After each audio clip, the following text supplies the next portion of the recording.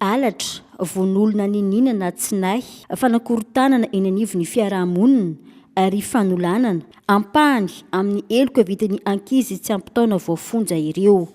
Betsaka ihany koa nefa no voaendrikendrika. 17 taona ny zandriny indrindra raha 17 taona ny zokiny amin'ireo tsy ampitaona voafonja ao Marofoto.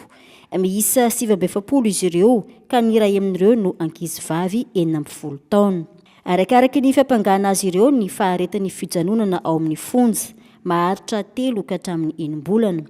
Rehefa dilana ireo fempotoana ireo ka tsy mbola vita fitsarana dia voatery tsy maintsy alefa eny anivon'ny fiarahamonina ireo ankizy ireo. Tsy mahay mamaky teny sy manoratra ny ankabeazan'ireo ankizy voafonja ireo ka misy noho izany ny fampianarana, fampilalaovana ary ny fanaovana fotoam-pivavahana. Fonja tsy natao anagazana fa natao anovana ny toe-tsaina mialohan'ny iverenany eny anivon'ny fianakaviana. Saingy misy hatrany ireo tsy miraharaha izany ka zary ataon'ny sasany kilalao ny fidirana amponja. Na eo aza nefa izay rehetra izay manana zo ny ankizy voafonja. Azo ny atao ny mangataka fahafahana vonjy-maika amin'ny fotoana rehetra mandra-pahatonga ny fotoam-pitsarana araka ny voalazany 2/700 ao amin'ny paikady eloka.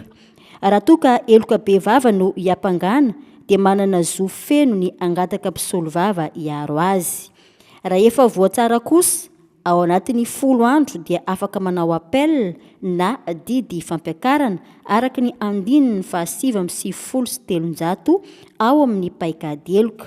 Raha tsy mahafapo dia mampiakatra any amin'ny fitsarana mandrava didy na ny cour de cassation araka ny 770 sy ny 770 ao amin'ny paikady eloka. Ary rehefa vita ny antsasaky ny sazy dia afaka mangataka fahafahana araina fepetra 770 ao amin'ny paikady eloka.